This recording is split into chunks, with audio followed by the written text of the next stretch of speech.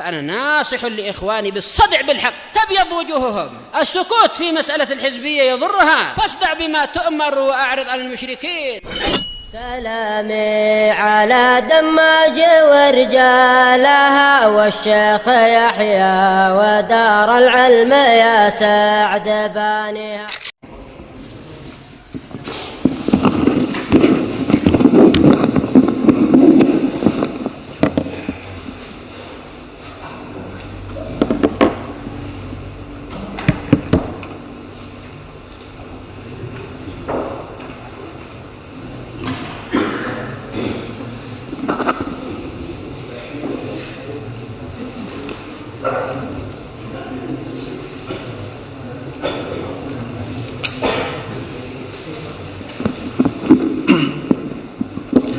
Bismillahirrahmanirrahim. Innal hamdalillah nahmaduhu wa nasta'inuhu wa nastaghfiruh wa na'udzu billahi min shururi anfusina wa sayyiati a'malina. May yahdihillahu fala mudilla lahu wa may yudlil fala hadiya lahu. Asyhadu an la ilaha illallah wahdahu la syarika lahu wa asyhadu anna Muhammadan abduhu wa rasuluh sallallahu alaihi wa ala alihi wa ashabihi wa man tabi'ahum bi ihsanin ila yaumiddin. Amma ba'd. Ikhwanul kiram rahimani wa rahimakumullah. Alhamdulillah, kita memuji Allah Subhanahu wa taala dengan puji-pujian yang banyak. Kita memujinya atas semua sifat-sifat kesempurnaannya, sebagaimana pula kita memujinya atas semua nikmat-nikmat yang telah Allah Subhanahu wa ta'ala anugerahkan kepada kita.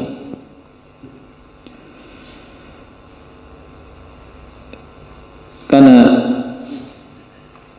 memuji Allah Subhanahu wa ta'ala termasuk di antara ibadah yang agung dan merupakan salah satu bentuk dari kesyukuran seorang hamba. Oleh karena itulah datang dorongan yang sangat besar dari Nabi kita Muhammad sallallahu alaihi wasallam, sebagaimana dalam sabdanya, alhamdulillah tamla'ul mizan. Alhamdulillah, kalimat tahmid yang terkandung padanya penetapan bahwasanya semua puji-pujian itu hanya untuk Allah Subhanahu wa taala. Kata Rasulullah sallallahu alaihi wasallam, kalimat yang singkat, ringkas dan mudah ini ternyata memiliki fadilah yang sangat besar. Beliau katakan tamlaul mizan, memenuhi timbangan kelak di hari kiamat. Fadilah yang agung, kawan. Cuman bagi siapa? Bagi mereka-mereka yang mengucapkan kalimat tersebut dalam keadaan betul-betul mengetahui apa yang dia ucapkan dan hatinya hadir ketika berzikir. Ketika mengucapkan alhamdulillah, berarti dia menetapkan semua puji-pujian, karena al di sini lil istighraq, untuk mencakup semua bentuk pujian itu lillah. Milkan wastihqaqan, memang milik Allah Subhanahu wa taala dan memang hak Allah Subhanahu wa taala semata.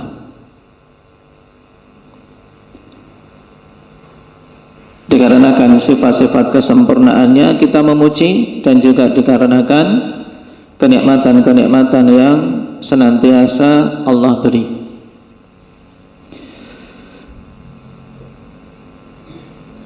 Dan kita memujinya atas semua nikmat-nikmat yang telah Allah Subhanahu wa taala berikan, di antaranya kemudahan dan taufik, sehingga pada kesempatan malam hari ini kita bisa bermajelis di salah satu tempat yang sepantasnya setiap muslim merasa nyaman di dalamnya, tempat yang seharusnya setiap muslim merasakan ketenangan dalam hidupnya. tempat yang kapan saja dia berada di dalamnya tidak ingin untuk keluar kecuali karena memang harus untuk keluar demi memenuhi kebutuhan-kebutuhan dia yang lain. Makanya datang perkataan dari sebagian salaf, al-mu'minu fil masjid kas-samaki fil ma', wal munafiqu fil masjid kat tayri fil qufs. Keadaan seorang mukmin di masjid itu seharusnya ya seperti as-samak fil ma', seperti ikan di dalam air. Ikan dalam air ya nyaman. Nah, memang tempatnya di situ, ketenangannya di situ, dan hidupnya dia di situ, dan itulah seandainya seorang yang beriman. Hidupnya hati kita di masjid. Nah, kenapa ini tempat terbaik, tempat yang paling Allah Subhanahu wa taala cintai di muka bumi. Dan sebaliknya, keadaan orang munafik di masjid seperti burung di dalam sangkar, inginnya keluar. Kapan selesainya sholat? Nah, ingin segera pergi keluar, tidak nyaman, tidak tentram hatinya. Maka mari masing-masing dari kita mengecek keadaan dirinya ketika di rumah Allah Subhanahu wa taala, apakah dia tenang, nyaman, tentram, ataukah malah dia gelisah, inginnya segera berpisah dengan rumah tersebut.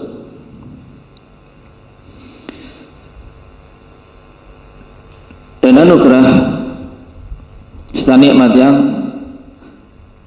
sepantasnya untuk kita bersyukur ketika Allah Subhanahu wa taala mudahkan kita untuk bersyukur di dalam rumah yang mulia tadi, di masjid dari masjid-masjidnya. Ikhwanil fillah rahimani wa rahimakumullah. Sebelum kita masuk pada pembahasan dari kitab Syarhus Sunnah karya Imam Al-Barbahari rahimahullah ta'ala, terbetik satu faedah berkaitan dengan surat yang kita dengar tadi di salat maghrib. Rakaat pertama baca surat apa, Pak? Tadi di rakaat pertama kita baca surat, dibacakan surat apa tadi? Yang kecil-kecil, nah. Apa? Al-Zalzalah. Lah. Apa di rakaat pertama tadi kita bacanya?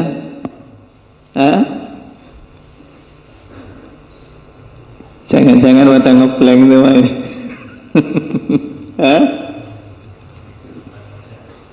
Al-Humazah. Naam, wailul likulli humazatil lumazah. Naam. Baik. Salah satu surat di dalam Al-Qur'an yang Allah Subhanahu wa taala awali dengan wail. Dan di sana ada satu surat lagi yang Allah Subhanahu wa taala awali dengan wail, yaitu apa? Wailul lil mutaffifin. Dua surat dalam Al-Qur'an yang Allah Subhanahu wa taala awali dengan wail. Adapun untuk surat Al-Humazah, wailul likulli humazatil lumazah, kecelakaan bagi apa? Para pencaci dan pengumpat. Orang suka mengumpat, mencaci, mencibir, diancam dengan wail. Kenapa? Karena kaitannya dia dengan penodaan terhadap kehormatan. Dia melanggar kehormatan sesamanya. Kemudian yang kedua di surat Al-Mutaffifin, Allah Subhanahu wa taala ancam juga dengan wail. Yang di antara makna yang disebutkan oleh para ulama yaitu kecelakaan, kebinasaan. Sebagai mufassirin menyebutkan adalah suatu lembah di dalam neraka. Yang juga jelas itu adalah suatu bentuk kecelakaan bagi siapa saja yang mendapatkannya. Celaka bagi mutaffifin, yaitu orang-orang yang curang dalam timbangan. Ini kaitannya dengan perampasan terkait harta manusia tanpa hak. Maka dari sini kita ambil ibrah penting, akhwan, bahwasanya dua wail ini, satunya kaitannya dengan masalah ird, masalah kehormatan. Hati-hati, kehormatan sesama kita jangan mudah-mudah untuk kita melanggarnya. Apakah itu dengan mencaci, mencibir, ghibah. Demikian pula yang satunya wail terkait masalah harta saudara kita. Kehormatan jangan engkau nodai dan harta jangan engkau ambil tanpa hak dari saudaramu, karena ancamannya wail. Nah, karena takfif walaupun sedikit, mungkin dia ngambil cuman paling sedikit saja, dia curang dalam timbangan. Tapi ketika merupakan pelanggaran dengan mengambil harta saudaranya tanpa hak, dengan cara yang batil, dengan cara yang curang, Allah Subhanahu wa taala ancam dengan wail. Maka ini cukup, akhwan, sebagai apa? Sebagai pencegah bagi kita semua dari dua perkara yang sangat berbahaya ini.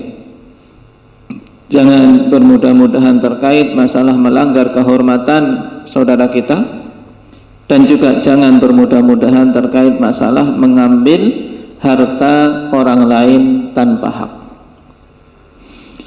Nah, barakallahu fiikum. Kita masuk pada kitab Syarh Sunnah karya Imam Al-Barbahari rahimahullahu taala, dan kita sampai pada pembahasan tentang iman terhadap takdir, yang merupakan salah satu rukun pokok di dalam keimanan. Kata Imam Al-Barbahari rahimahullahu ta'ala, wal imanu bi aqdarillahi kulliha khairiha wa syarriha wa hulwiha wa murriha. Dan di antara keyakinan ahli sunnati wal jamaah adalah beriman dengan semua takdir-takdir Allah Subhanahu wa taala, yang baik maupun yang buruknya, yang manis maupun yang pahitnya. Qad 'alima Allahu ma lil 'ibad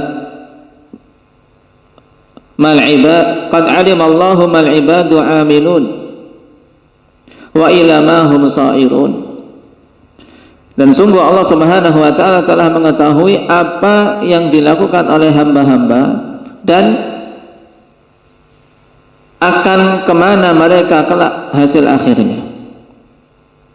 Bagaimana nanti akhir dari para hamba, Allah Subhanahu wa taala telah mengetahuinya. Wala yakunu fil aradina wala fis samawati illa ma 'alima Allah azza wa jal. Dan tidak terjadi apapun di muka bumi dan di langit-langit kecuali apa-apa yang telah Allah Subhanahu wa taala ilmui. Allah Subhanahu wa taala tahu segala sesuatu yang terjadi di langit maupun di muka bumi, sebelum terjadinya, ketika terjadinya, dan yang tidak terjadi pun Allah Subhanahu wa taala Maha tahu bagaimana kalau seandainya terjadi. Kemudian kata beliau, wa ta'lam anna ma asabaka lam yakun liyukhti'ak wa ma akhta'aka lam yakun liyusibak. Dan hendaknya engkau mengetahui bahwasanya apa saja yang menimpamu, maka sungguh itu tidak akan luput darimu. Segala sesuatu yang telah Allah Subhanahu wa taala tetapkan untuk menimpa seseorang, maka tidak akan mungkin dia untuk bisa berkelit dan menghindar. Dan sebaliknya, wa ma akhta'aka lam yakun liyusibak, dan apa saja yang akan luput darimu, yang telah ditetapkan oleh Allah untuk itu luput dari genggamanmu dan tidak menimpamu, maka sungguh hal itu tidak akan menimpamu. Nah, wala khaliqa ma'allahi azza wa jalla, dan juga di antara keyakinan ahli sunnati wal jamaah meyakini bahwasanya tidak ada pencipta bersama Allah Subhanahu wa ta'ala. Pada kalimat-kalimat yang ringkas yang diucapkan oleh Imam Al-Barbahari ini terkumpul beberapa hal penting berkaitan dengan masalah keimanan terhadap takdir, di mana iman terhadap takdir merupakan rukun dari rukun-rukun iman yang 6 yang insyaallah ta'ala kita semua telah mengetahuinya. Sebagaimana disebutkan dalam hadis Jibril yang masyhur ketika Nabi SAW ditanya tentang iman, maka beliau mengatakan antu'mina billahi wa malaikatihi wa kutubihi wa rusulihi wal yaumil akhir wa tu'mina bil qadari khairihi wa syarrihi. Engkau beriman kepada Allah Subhanahu wa ta'ala, beriman tentang malaikat-malaikatnya, tentang kitab-kitabnya, rasul-rasulnya, dan iman tentang hari akhir serta takdir. Adapun di dalam Al-Quran, akhwanifillah, mayoritas ayat ketika menyebutkan tentang masalah iman yang terkumpul padanya pokok-pokok keimanan, Allah Subhanahu wa ta'ala tidak sebutkan tentang iman terhadap takdir. Di antaranya ayat di akhir surat Al-Baqarah ketika Allah Subhanahu wa ta'ala menyebutkan tentang keimanan Rasul dan kaum mukminin. Amana ar-rasulu bima unzila ilaihi min rabbih wal mu'minun kullun amana billahi wa malaikatihi wa kutubihi wa rusulihi wal yaumil akhir. Kullun amana billahi wa malaikatihi wa kutubihi wa rusulihi la nufarriqu baina ahadin min rusulihi. Wa qalu sami'na wa ata'na ghufranaka rabbana wa ilaikal masir. Tidak disebut keimanan terhadap takdir. Para ulama mengatakan akhwanifillah, dikarenakan iman terhadap takdir ketika tidak disebut sudah tercakup dalam al-imanu billah, keimanan terhadap Allah Subhanahu wa ta'ala. Kenapa? Karena kalau kita perhatikan nanti pada pembahasan maratib iman terhadap takdir, maka akan kita ketahui bahwasanya inti dalam masalah iman terhadap takdir adalah iman yang benar terkait asma was sifat.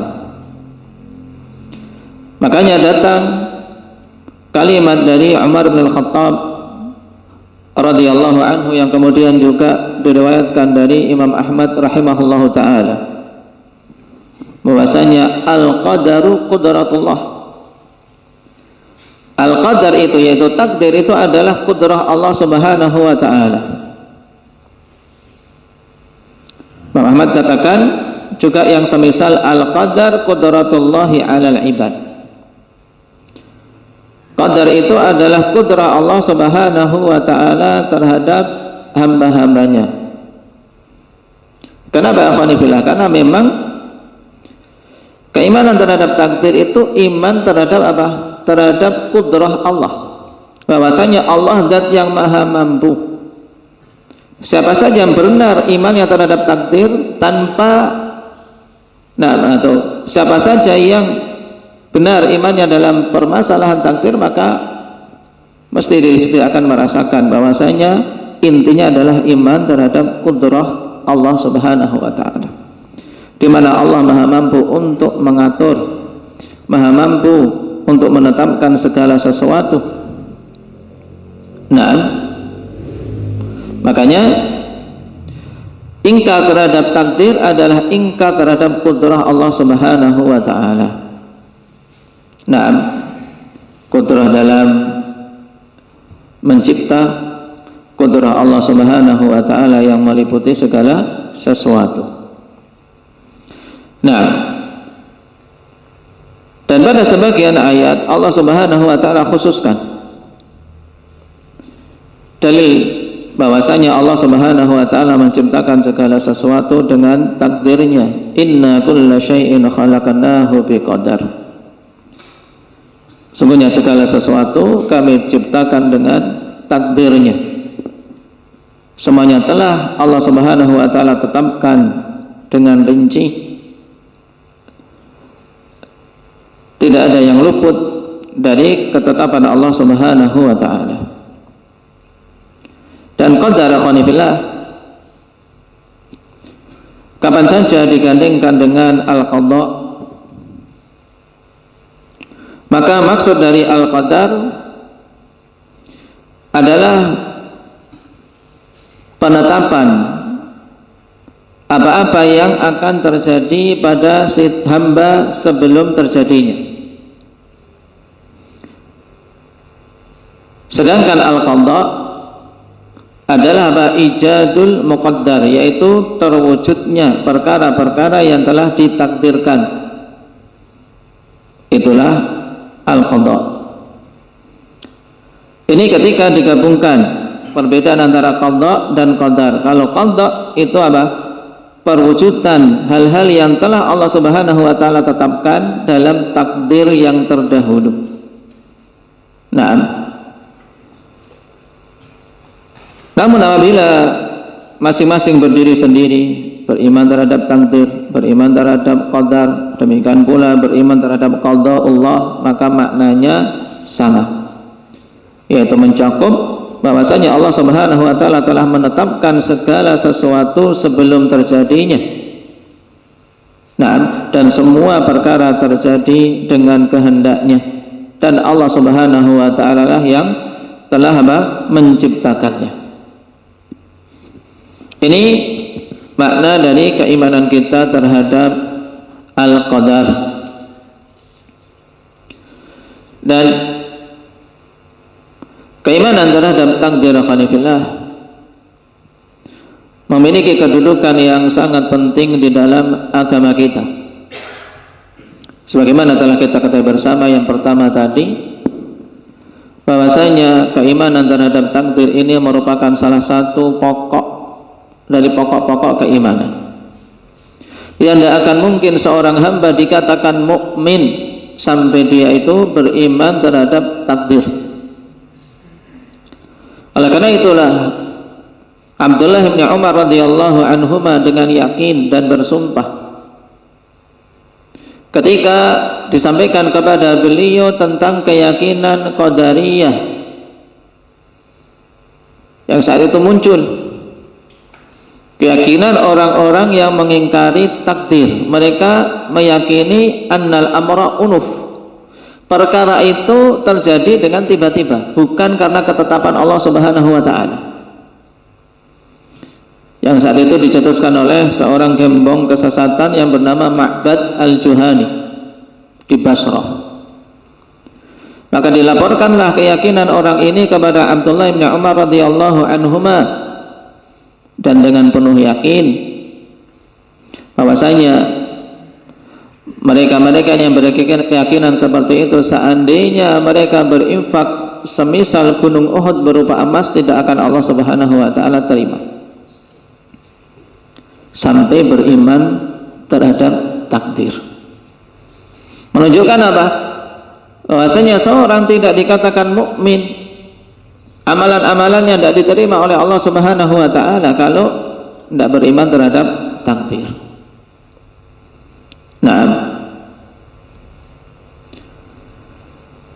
demikian pula yang menunjukkan kedudukan keimanan terhadap takdir yang sangat penting dalam syariat kita, akhwanifillah, bahwa iman terhadap takdir merupakan salah satu perwujudan iman kita terhadap Allah Subhanahu wa taala sebagaimana disebutkan tadi. Keimanan terhadap asma wa sifat yang benar, terutama iman terhadap kudrah Allah Subhanahu wa taala. Makanya kata Ibnul Qayyim rahimahullahu taala, Ingkarul qadar ingkarun liqudratir rabbi ala khalqi af'alil ibad wa kitabatiha wa taqdiriha.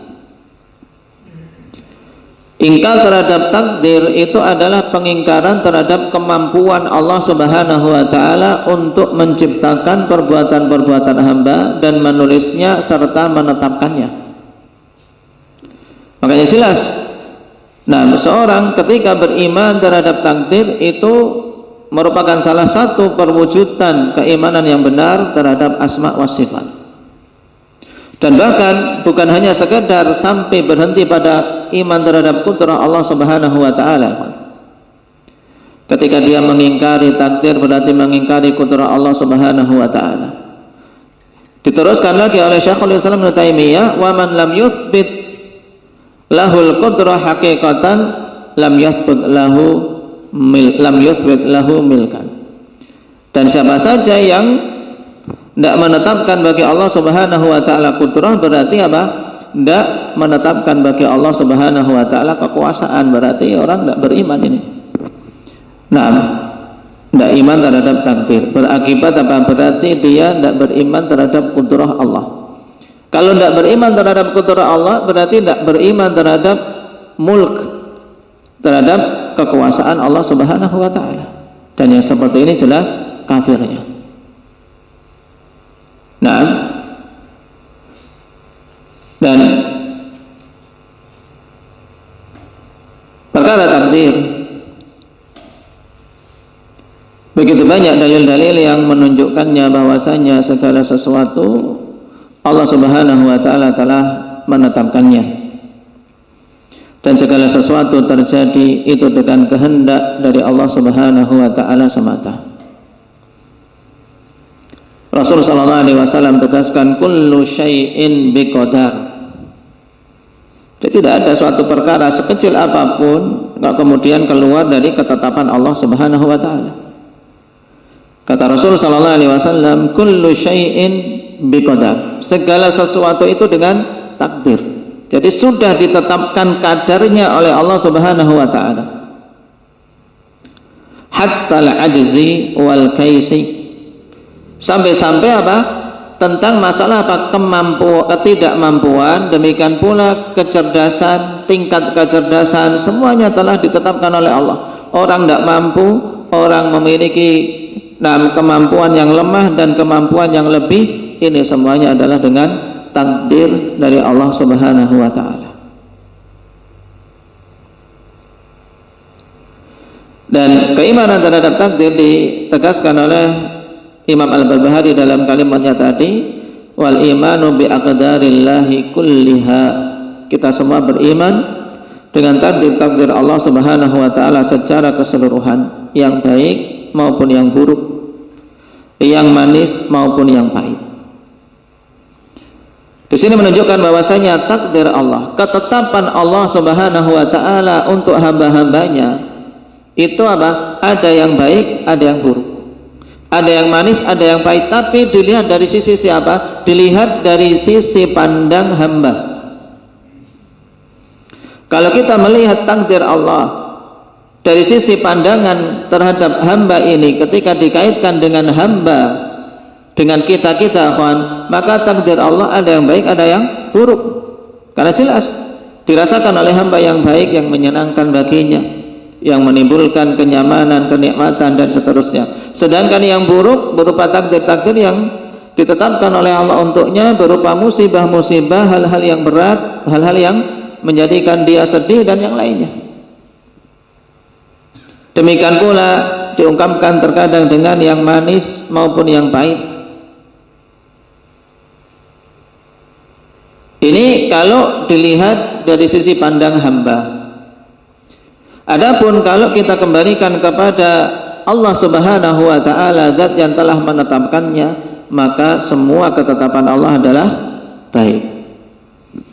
Ini hal harus kita pahami dengan benar, agar apa? Tidak terjatuh dalam kerancuan mereka-mereka yang tersesat dalam memahami masalah takdir. Karena Allah Subhanahu wa taala ketetapannya semua dibangun di atas apa? Hikmah dan keadilan. Semua ketetapan Allah dibangun di atas hikmah dan keadilan. Maka ketika Allah menetapkan suatu hal dan itu dikembalikan kepada perbuatan Allah, maka tidak ada satupun ketetapan Allah itu yang buruk. Tidak ada satu ketetapan Allah pun yang jelek. Karena ini adalah bentuk perwujudan dari sifat Allah Subhanahu wa taala, sifat hikmah. Allah Al-Hakim, Al-Alim, Zat yang maha bijaksana, sehingga semua ketetapannya adalah ketetapan yang adil sesuai tempatnya. Dan Al-Alim, karena zat yang Allah Subhanahu wa taala adalah zat yang maha luas ilmunya.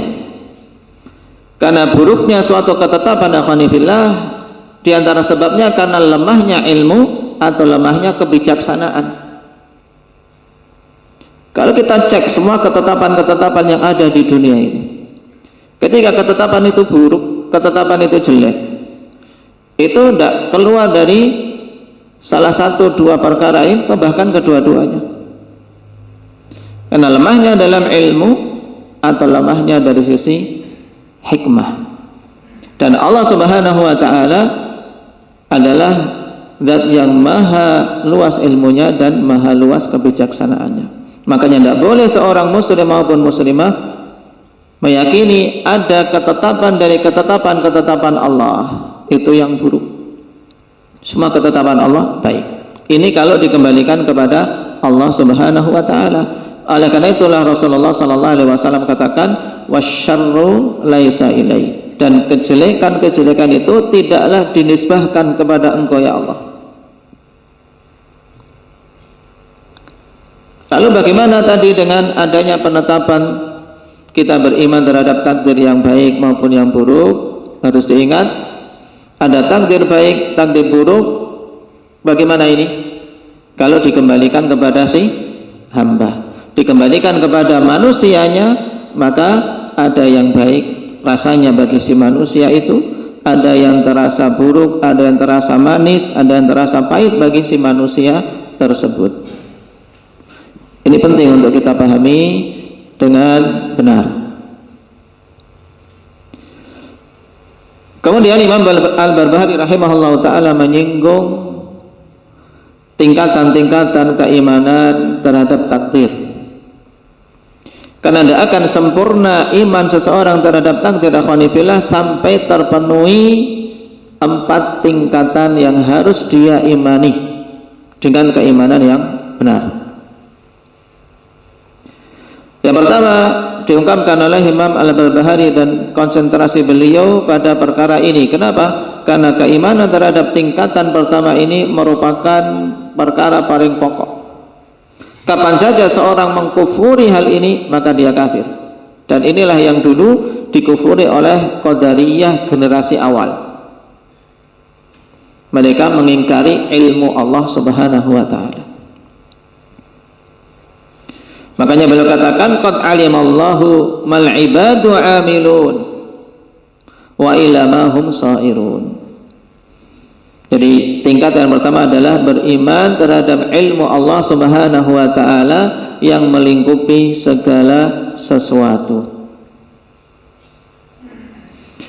sejak azali dan abadi. Segala sesuatu, nah, tanpa ada permulaan waktu dan juga apa? Tanpa ada batasan akhir.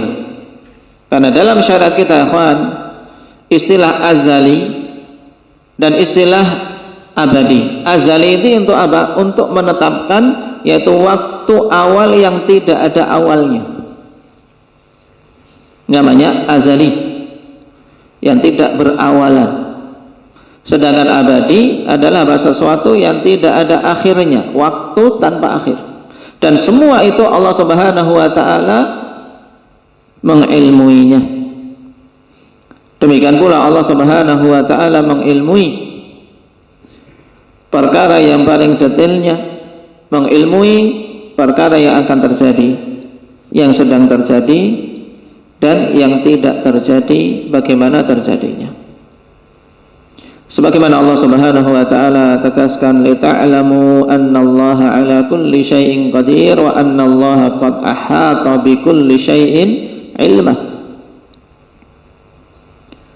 Agar kalian betul-betul tahu bahwasanya Allah Subhanahu wa taala itu zat yang maha mampu atas segala sesuatu, dan bahwasanya Allah itu melingkupi segala sesuatu ilmunya. Ilmu Allah melingkupi segala sesuatu. Ahata bi kulli syai'in ilma. Naam.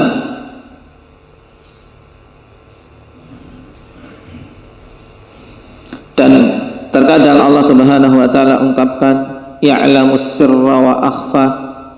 Allah Subhanahu wa taala mengetahui yang sir, yang tersembunyi, yang rahasia, yang masih berupa bersitan-bersitan hati, wa akhfa, demikian pula yang perkara-perkara yang tersembunyi, yang tidak dilihat oleh makhluk-makhluk yang lain. Nah,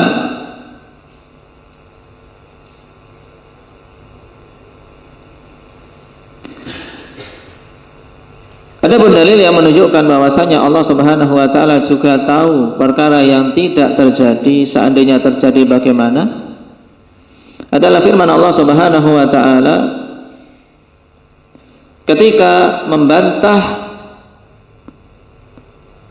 angan-angan orang-orang kafir yang mereka meminta untuk dikembalikan ke dunia untuk bisa beramal dan memperbaiki diri. Dan ini harapan orang-orang kafir, orang-orang musyrik. Ketika mereka telah mati, akhwanifillah, mereka berangan-angan untuk kembali. Berangan-angan untuk kembali apa? Untuk bisa memperbaiki diri. Nah, wahum yastarikhuna fiha rabbana akhrijna na'mal salihan ghairal ladzi kunna na'mal. Mereka ini yastarihun, bukan hanya sekedar merintih, tapi sudah meraung-raung dengan keras, karena betapa beratnya azab di neraka. Kemudian mengatakan, wahai Rabb kami, keluarkanlah kami dari neraka ini. Untuk apa? Na'mal ghairal ladzi kunna na'mal, untuk kami bisa beramal selain amalan yang dulu kami lakukan. Sadar orang kafir itu cuman kesadaran yang terlambat. Dan kita jangan sampai seperti ini, jangan sampai kesadaran kita seperti kesadaran orang-orang kafir musyrik yang sudah terlambat ini, baru sadar setelah masuk ke dalam neraka. Karena tidak ada faedahnya kesadaran di sini. Karena semuanya mesti sadar. Semuanya mesti sadar bahwasanya perbuatan dia di dunia ini akibatnya ya azab dan kebinasaan. Dan Allah Subhanahu wa taala kabarkan itu untuk kita ambil pelajaran. Inilah keadaan mereka kelak.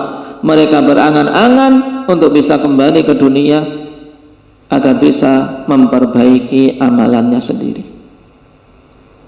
Dan kita alhamdulillah masih berada di dunia ini dan perbagus amalan kita. Jangan sampai berangan-angan seperti angan-angan orang-orang kufar ini, kembali ingin beramal yang dulu tidak dilakukan.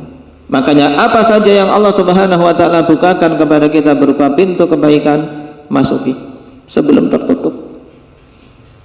Karena mungkin di sana akan ada waktu di mana seorang berangan-angan, oh dulu seandainya aku melakukannya ketika sehat.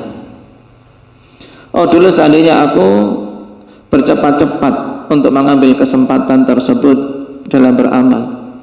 Karena sekarang dia sudah lemah, sudah tidak punya kesempatan untuk melakukannya.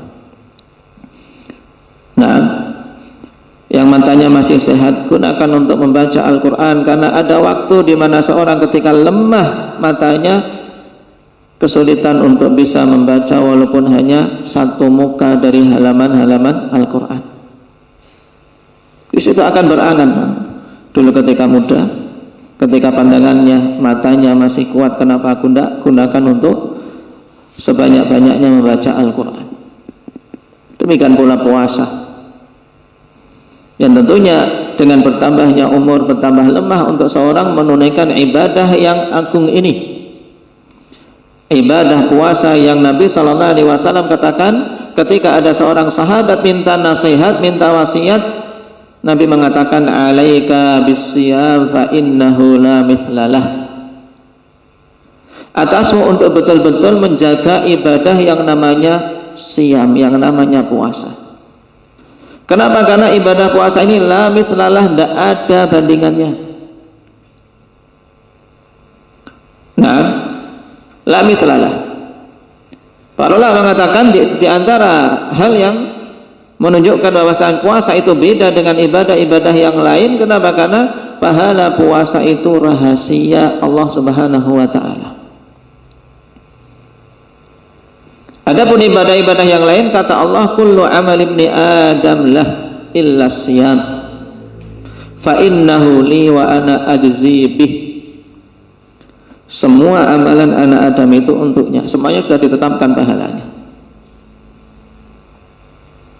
Illa siyam, kecuali puasa, karena sungguhnya itu untukku. Wa ana ajzi bih, dan hanya akulah yang akan mengganjarnya, membalasnya. Allah yang menetapkan kadarnya, dan ini menunjukkan agungnya ibadah tersebut. Karena memang ibadah puasa terkumpul padanya semua jenis kesabaran.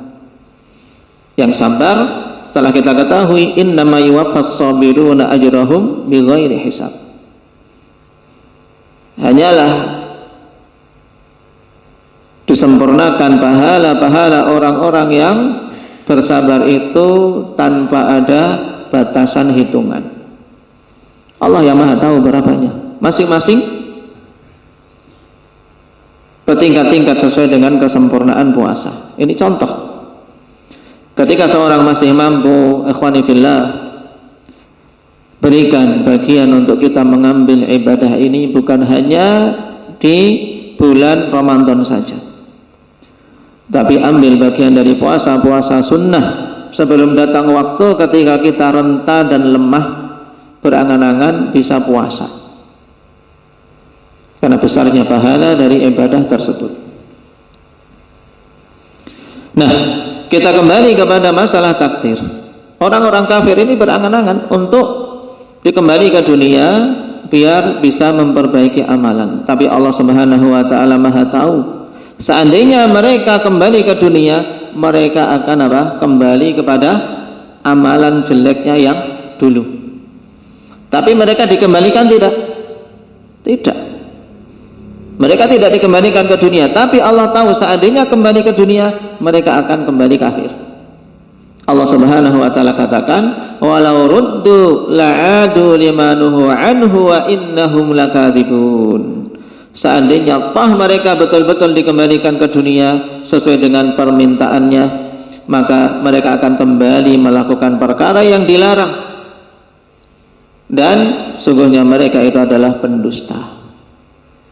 Ini dalil yang menunjukkan tentang luasnya ilmu Allah Subhanahu wa taala, di mana Allah pun tahu perkara-perkara yang tidak terjadi. Seandainya terjadi bagaimana? Nah, dan iman terhadap ilmu Allah merupakan tingkatan pertama dalam iman terhadap takdir. Siapa saja mengkufuri ini dan mengatakan bahwasanya Allah tidak tahu segala sesuatu kecuali setelah terjadinya, maka dia terjatuh dalam kekafiran. Dan ini dulu yang ditegaskan oleh Imam Asy-Syafi'i rahimahullah ta'ala ketika menetapkan hukum Qadariyah, apakah dia Qadariyah yang sampai tingkatan kafir atau tidak. Kata Imam Syafi'i, hujatlah mereka dengan masalah ilmu. Kalau mereka menetapkan ilmu Allah, maka masih tingkatan belum kafir. Tapi kalau sudah menolak ilmu Allah Subhanahu wa ta'ala, maka mereka ini telah terjatuh dalam kekafiran. Adapun martabat yang kedua dari tingkatan iman terhadap takdir khanifillah, yaitu iman terhadap kitabah, penulisan. Kita mengimani bahwasanya segala sesuatu telah tertulis. Alam ta'lam anna Allah ya'lamu ma fis samai wal ard, inna dzalika fi kitabin, inna dzalika 'ala Allah yasir. Tidakkah engkau tahu bahwasanya Allah mengetahui apa saja di langit dan di bumi, dan sungguhnya demikian itu telah tertulis pada suatu kitab. Dan sesungguhnya Allah Subhanahu wa ta'ala itu atas perkara-perkara yang seperti itu sangatlah mudah. Yang terkadang Allah namakan kitab tersebut dengan Imamum Mubin. Wa kullu syai'in ahsaynahu fi imamin mubin. Segala sesuatu betul-betul telah kami tulis dengan detail. Detail apa? Di Lauhil Mahfud. Al-Imamul Mubin, para ulama menafsirkan bahwasanya adalah Al-Lauhul Mahfud. Dan di situ ditulis takdir semua hamba. Nah, dari yang awal sampai akhirnya, yang telah diterangkan dalam hadis Nabi sallallahu alaihi wasallam bahwasanya Rasulullah sallallahu alaihi wasallam bersabda, "Awwala ma khalaqallahu al-qalam faqala lahu uktub." Fajara fi tilka sa'ah bima huwa kainun ila yaumin qiyamah. Awal pertama kali Allah Subhanahu wa taala menciptakan kolam, Allah perintahkan kepada pena ini untuk menulis. Tulislah. Maka ditulislah. Semenjak saat itu segala sesuatu yang akan terjadi sampai hari kiamat. Dan penulisan ini kita imani bahwasanya takdir para makhluk telah dituliskan 50.000 tahun sebelum penciptaan langit dan bumi. Itulah Al-Kitabah Al-Ammah. Karena penulisan takdir akhwan terbagi menjadi dua. Penulisan takdir yang sifatnya am, umum, yang mencakup, itulah takdir yang ditulis di Lauhil Mahfud. Dan ini tidak akan diganti-ganti. Nah, yang ditunjukkan oleh dalil-dalil tadi. Adapun yang kedua, Al-Kitabah Al-Mufassalah, kitabah penulisan yang terperinci. Yaitu apa? Rincian dari apa? Kitab induk, mudahnya. Lauhul Mahfud itu adalah apa? Kitab induk yang di situ ditulis semua takdir-takdir. Kemudian di sana ada apa? Penulisan yang rincian dari kitab utama tadi, dari Lauhil Mahfud. Yang pertama Al-Kitabah Al-Umriyah, bagi masing-masing orang. 6 kitabah umriyah, yaitu penulisan yang apa kaitannya dengan umur seseorang, yang itu ditulis lagi oleh malaikat ketika janin berumur berapa? Berumur 4 bulan. Di situ ditulis takdir masing-masing. Bukan kemudian takdir dia dimulai dari situ, tidak. Tapi takdir dia sudah ditulis di Lauhil Mahfud, kemudian apa? Dituliskan oleh malaikat yang telah ditugasi. Takdir yang tertulis itu kemudian dirinci di sini untuk si fulan ini nanti. Rezekinya bagaimana, ajalnya bagaimana, jodohnya siapa, semuanya telah ditulis. Ini namanya kitabah umriyah. Nah, jadi diambil, ditulis dari Lauhil Mahfud. Kemudian yang kedua kitabah sanawiyah, penulisan takdir tahunan. Ini juga rincian dari takdir yang tertulis di dalam Lauhil Mahfud, yaitu di setiap Lailatul Qadar fiha yufraqu kullu amrin hakim. Pada malam tersebut ditulis semua perkara-perkara yang telah Allah Subhanahu wa taala tetapkan. Adapun yang ketiga kitabah yaumiyah, dari penulisan yang terperinci ada penulisan yang sifatnya harian. Jadi setiap harinya ditulis. Ini menunjukkan betapa rincinya ketetapan Allah Subhanahu wa taala dan teraturnya, sehingga tidak ada yang namanya kemudian kok meleset takdir itu. Nah, Tidak ada yang namanya takdir itu meleset, rizki itu meleset, tidak ada. Semuanya pas sesuai dengan yang Allah Subhanahu wa ta'ala tetapkan, dan sampai kepada siapa yang Allah Subhanahu wa ta'ala tetapkan. Allah Subhanahu wa ta'ala katakan kulla yaumin huwa fi sya'n. Di setiap harinya Allah Subhanahu wa ta'ala berada pada apa? Urusan-urusan para hamba. Yang datang dalam penafsiran yaghfiru dzanban wa yakshifu karban wa yarfa'u qauman wa yadha'u akharin. Setiap harinya Allah Subhanahu wa ta'ala mengampuni dosa-dosa, menyingkap kesulitan-kesulitan dari hambanya, mengangkat suatu kaum untuk ditinggalkan derajatnya, tapi di sisi yang lain ada yang direndahkan. Nah, ini perincian takdir. Jadi ada kitabah yang amah, kemudian kitabah mufassalah yang dirinci, ada yang umriyah, ada yang sanawiyah, tahunan, ada yang harian. Kemudian tingkatan yang ketiga adalah masyiah. Kita beriman bahwasanya segala sesuatu itu terjadi dengan kehendak Allah Subhanahu wa ta'ala. Wa rabbuka yakhluqu ma yasha'u wa yakhtar. Dan Rabbmu menciptakan segala sesuatu yang Dia kehendaki dan memilih sesuai dengan kehendaknya. Nah, segala sesuatu terjadi dengan kehendak Allah Subhanahu wa ta'ala. Dan apa saja yang Allah kehendaki mesti terjadi, dan yang tidak dikehendaki tidak akan mungkin terjadi. Kemudian yang keempat dari martabat iman terhadap takdir adalah apa? Iman terhadap penciptaan. Maksudnya apa, kawan? Kita mengimani segala sesuatu itu ciptaan Allah, termasuk juga perbuatan-perbuatan kita. Kita makhluk ciptaan Allah, demikian pula perbuatan kita adalah makhluk ciptaan Allah. Allahu khaliqu kulli syai'. Allah adalah zat pencipta segala sesuatu. Wallahu khalaqakum wa ma ta'malun. Allah Subhanahu wa ta'ala menciptakan kalian dan apa saja yang kalian lakukan. Nah, dalam hadis Rasulullah sallallahu alaihi wasallam katakan innallaha yasna'u kulla sani'in wa sun'atah. Sungguhnya Allah Subhanahu wa taala menciptakan semua orang yang membuat dan perbuatannya. Nah, menunjukkan bahwasanya hamba ini kita semua adalah ciptaan Allah, demikian pula apa yang kita lakukan itu juga ciptaan Allah Subhanahu wa taala. Nah, kapan saja seorang beriman dengan 4 tingkatan ini, akhwani fillah, maka berarti dia telah beriman terhadap takdir dengan benar.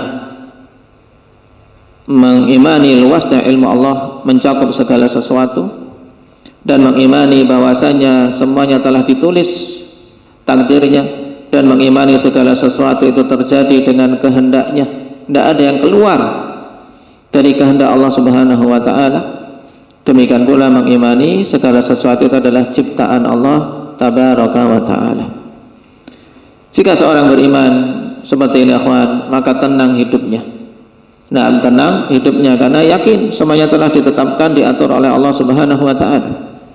Maka di antara buah iman terhadap takdir adalah ketawakalan. Buah dari iman terhadap takdir adalah luasnya hati dan kesabaran.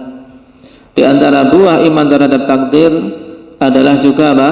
Juga hidup tenang. Kenapa? Tenang hidupnya. Kenapa? Karena iman terhadap takdir. Ma asabaka lam yakun liyukhti'ak wa ma akhta'aka lam yakun liyusibak. Apa saja akan menimpamu, kamu tidak akan bisa berkelit, tidak akan meleset. Dan yang luput darimu juga tidak akan mungkin engkau bisa mendapatkannya. Nah, sehingga tenang. Nah, di sisi yang lain dia juga akan apa? Bersemangat untuk menempuh sebab. Bersemangat untuk menempuh sebab. Kenapa? Karena tahu bahwasanya takdir Allah itu rahasia Allah Subhanahu wa ta'ala. Dan kita diperintahkan oleh Nabi sallallahu alaihi wasallam untuk beramal, bukan untuk berpikir-pikir dengan kenapa dan kenapa. Maka dulu para sahabat ketika bertanya, segala sesuatu ini sudah selesai perkaranya atau bagaimana? Maksudnya selesai perkaranya, semuanya sudah ditetapkan, ini penduduk surga, ini penduduk neraka. Semua sudah selesai. Makanya para sahabat bertanya, fa fimal amal? Terus untuk apa wahai Rasulullah beramal kalau semuanya sudah ditetapkan, si fulan penduduk surga, si alan penduduk neraka, semua telah ditetapkan. Maka Rasulullah SAW berikan bimbingan yang inilah yang hendaknya kita pegang. Tugas kita bukan bertanya-tanya tentang bagaimana takdir Allah pada diriku. Kenapa? Karena ini rahasia Allah. Tidak perlu kita mengorek-orek berupaya untuk mengetahui sesuatu yang menjadi rahasia Allah. Nah, tapi kewajiban kita mengimaninya segala sesuatu telah ditetapkan, kemudian apa? Memenuhi bimbingan Nabi ini. Kata beliau, i'malu wa kullun muyassarun lima khuliqalah. Ini inti dalam hidup kita. Setelah mengimani takdir, kemudian perwujudan dalam kehidupan sehari-hari kita apa? Beramallah kalian, karena masing-masing kalian akan dimudahkan untuk menuju perkara yang dia diciptakan untuknya. Kalau dia diciptakan untuk surga, Allah akan mudahkan beramal dengan amalan penduduk surga. Kalau dia diciptakan untuk neraka, Allah akan mudahkan dia beramal dengan amalan penduduk neraka. Maka tinggal kita di sini, akhwanifillah, penuhi bimbingan Nabi, beramallah. Harapannya apa? Ketika pintu-pintu untuk beramal dimudahkan oleh Allah, banyak-banyak husnudzan, memohon kepada Allah agar bisa mengakhiri hidup ini di atas kebaikan tadi. Nah, dan di sisi yang lain juga apa? Hendaknya senantiasa merasa khawatir dengan su'ul khatimah. Ini juga diantara buah dari iman terhadap takdir. Adanya kekhawatiran dari su'ul khatimah yang menjadi apa? Yang menjadi pengekang seseorang dari ketertipuan. Karena banyak manusia kalau aman, merasa aman dari su'ul khatimah, dia akan tertipu dengan dirinya sendiri, gurur, ujub, aku sudah beramal banyak mesti aku selamat. Tidak boleh. Nah, di antara buah iman terhadap takdir adalah takut dari su'ul khatimah, sebagaimana keadaan para salaf dulu. Tsauri sampai menangis semalam suntuk karena takut su'ul khatimah. Nah, dan ketakutan yang benar kemudian apa? Diwujudkan dengan menempuh sebab agar terbebas dari su'ul khatimah dengan berdoa pada Allah, memperbagus amalan, dan betul-betul menyelaraskan antara lahiriah kita dengan batin kita. Kata Imam Abdul Haq Al-Ishbili rahimahullah, mereka-mereka yang terjatuh dalam su'ul khatimah di antara sebabnya adalah apa? Tidak selarasnya zahir dan batin. Itu intinya. Zahir dan batin tidak selaras. Dia tunjukkan kebaikan tapi batinnya buruk, diungkap oleh Allah di akhir hidupnya. Sehingga di situ mati dengan keadaan buruk. Tapi kalau seorang zahirnya bagus, kemudian selaras dengan batinnya juga bagus, maka yang seperti ini tidak akan Allah Subhanahu wa taala hinakan. Maka disinilah kawan, di antara buah dari buah yang penting dari iman terhadap takdir ini, membuahkan apa? Rasa takut terhadap su'ul khatimah, kemudian menjadikan hamba ini bagus dalam hidupnya, tidak hurur terhadap diri sendiri, tidak ujub dan takabbur. Wallahu ta'ala alam. Itu pembahasan kita malam hari ini, semoga bermanfaat. Nasallallahu azza wa jalla ay yuwaffiqana lima yuhibbuhu wa yardah, walhamdulillahi rabbil alamin.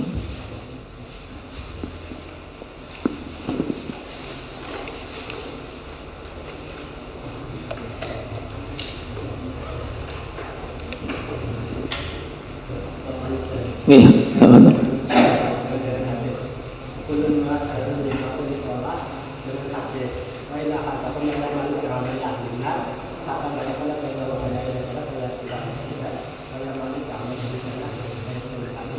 Nah, dua hadis tadi ya fillah. Rasulullah sallallahu alaihi wasallam pada hadis yang pertama, i'malu wa kullun muyassarun lima khuliqalah, beramallah kalian dan masing-masing kalian akan dimudahkan untuk